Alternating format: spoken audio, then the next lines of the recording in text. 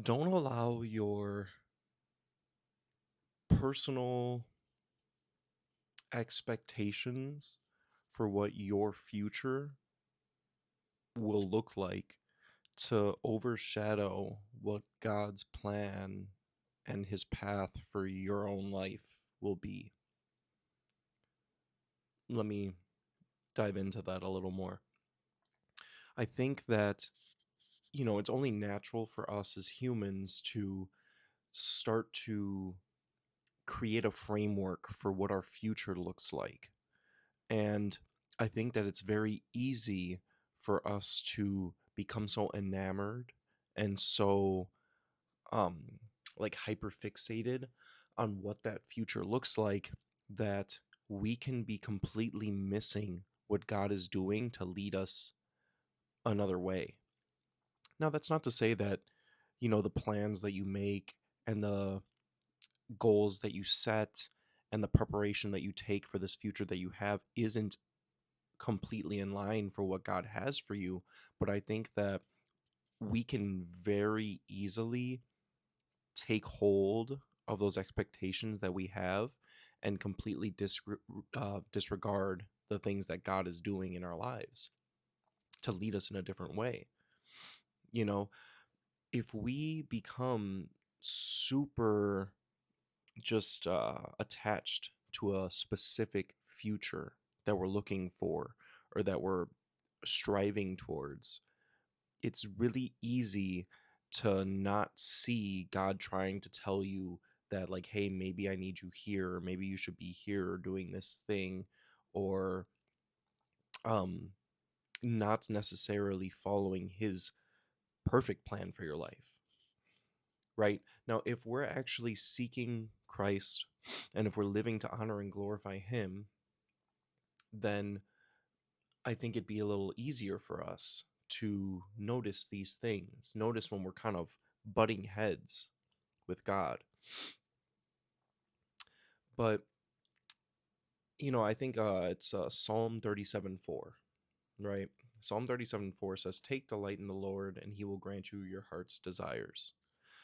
Now, when you hear that verse, some people might take that and, oh, well, if I take delight in God, he's going to make me rich. Or if I take delight in God, he's going to give me a smoking hot girlfriend or wife. That's not what that verse means. Now, context and wordage matters because it says, take delight in the Lord and he will give you your heart's desires, right? It doesn't say take delight in the Lord so he gives you your heart's desires, or take delight in the Lord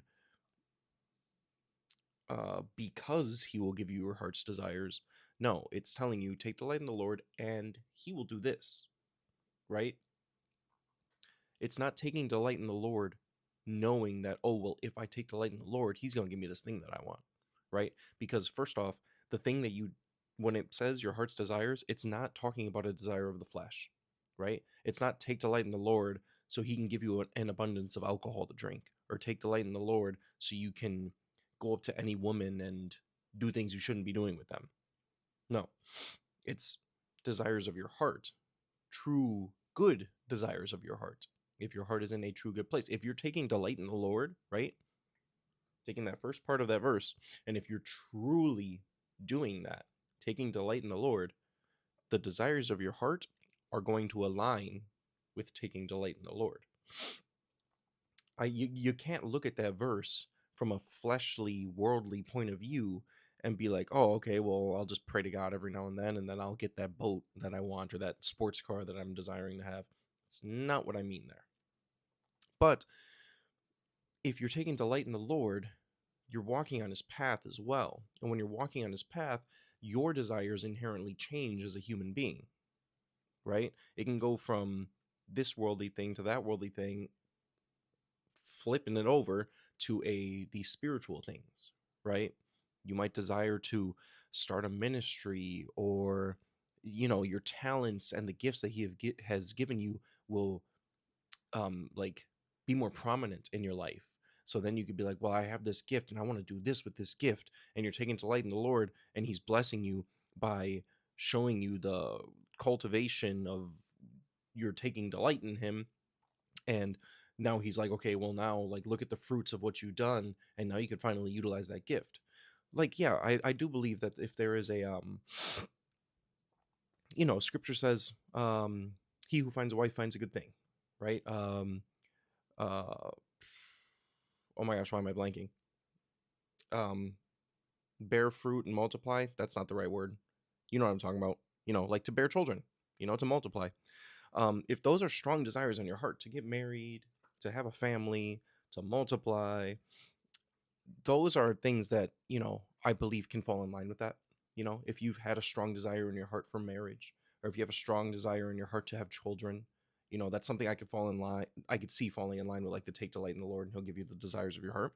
I don't think it's bad to desire to get married, or it's bad to desire to have children, you know. But I also think there's not necessarily caveats to it, but like, if you're, it says better to marry than to burn with lust. And in a day and age where lust is so prevalent in our media and in our entertainment and in our music, sorry, my throat's a little itchy. Um, it's hard for men and women to even walk around without this just burning sensation of lust in their mind, right?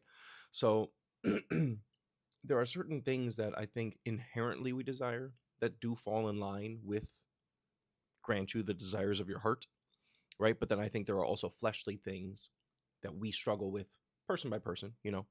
This guy might struggle with substances, and this person might struggle with video game addiction, if you even want to word that as a thing. Escapism, right? This person might struggle with idolization of things. um, so yeah, it's understanding the clear difference of desires of your heart and not desires of your flesh, right? And I think that if you're truly following in line with God and you are seeking to honor and glorify him, keep in mind not to set expectations for your future, or even, I don't know if I should say for your relationship with him, because I think if you're reading his word and you're praying and you're fasting and stuff, there are things that you should just expect in the Christian walk, right? If you're following Christ, there are things you should expect, right? First James, it's like 2 or 3, maybe, I could be off. Count it all joy when you fall into what's the word? Count it all joy when you fall into trials. There's a word, different trials or whatever, because the trying of your faith produces this perfect patience in you, right? And so as you go through these hardships and as you experience these different kinds of trials in your life, it's building you up and it's molding you into the person that God created you to be.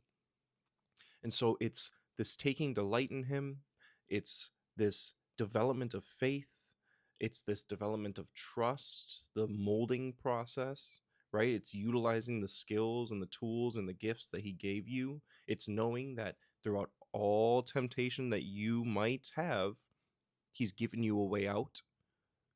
I forget where that's from. It's one of the New Testament books, letters to the churches, I'm pretty sure.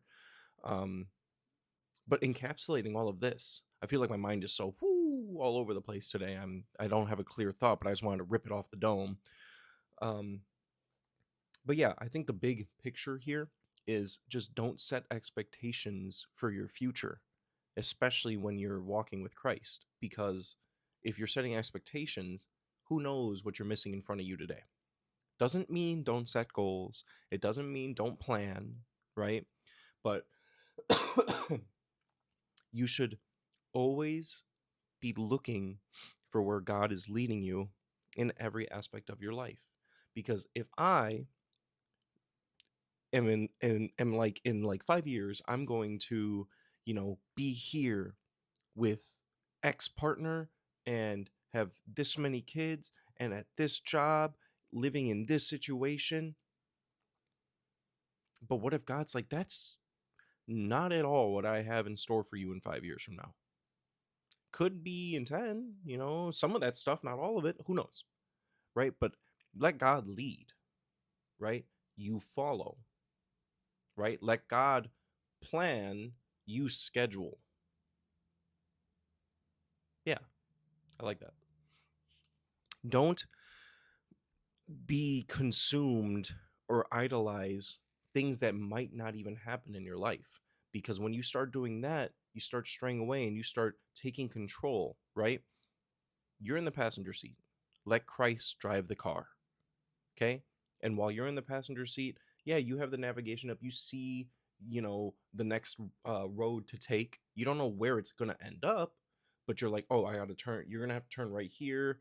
But it's his navigation system. It's not your navigation system. And you don't know where it's going to end up.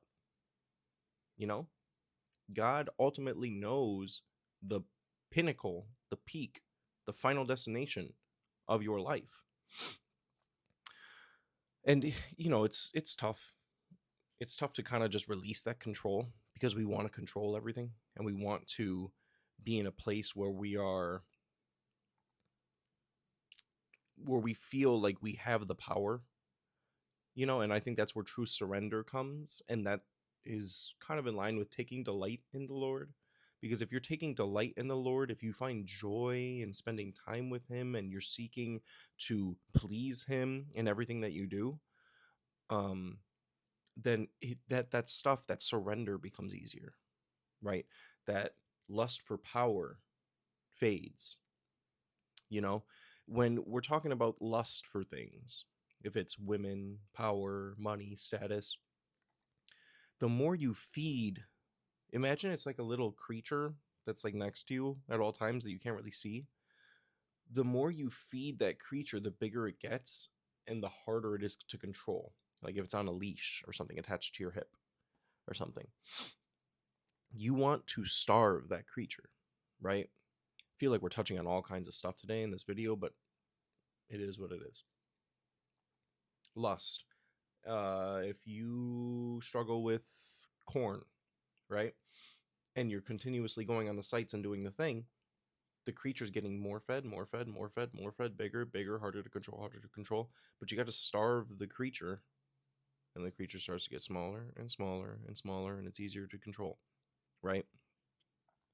Lust is it's so easy to just be blinded and have these like foggy goggles on when it comes to these things that we're, I don't even want to say like addicted to, but it could be an addiction. And that can really hinder that taking delight in the Lord, right? Because if we're being led by the Holy Spirit, fruits of the Spirit are being produced in our walk and in our cycle and in our everyday lives.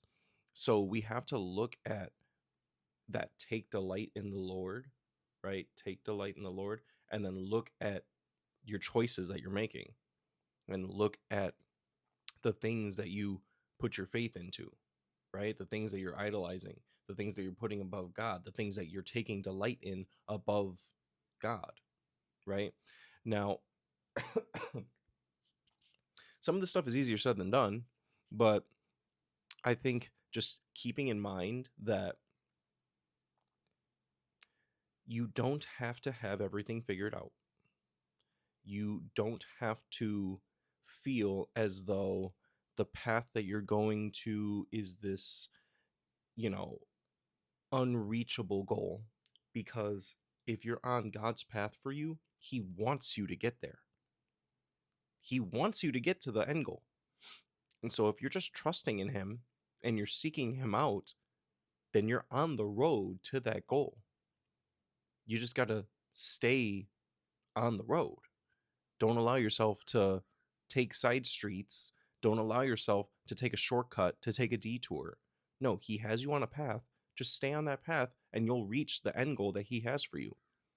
And I think the toughest part about all of this is just accepting that his end goal might not be the one that you've had in your mind for X amount of time.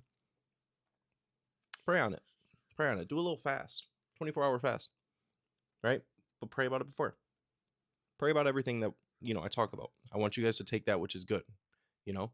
I'm not a end all be all, right? If anything stood out to you and it resonated in your heart and in your spirit, then cool. That's all I want, just to provide like a different perspective for how you've been operating. Um, if there was anything that stood out to you guys in this video, just leave a comment. Let me know what it is. If there's something that you didn't like, leave a comment. I'm open for criticism. Doesn't bother me. I want to learn. I'm here to learn too. But yeah, like the video, subscribe. I would love to keep doing this. I love doing this. You know, I want to keep providing perspective to you guys and help you just kind of expand your current way of thinking or your current understanding of God, you know? But yeah, that's really all I have to say today. Nothing too crazy.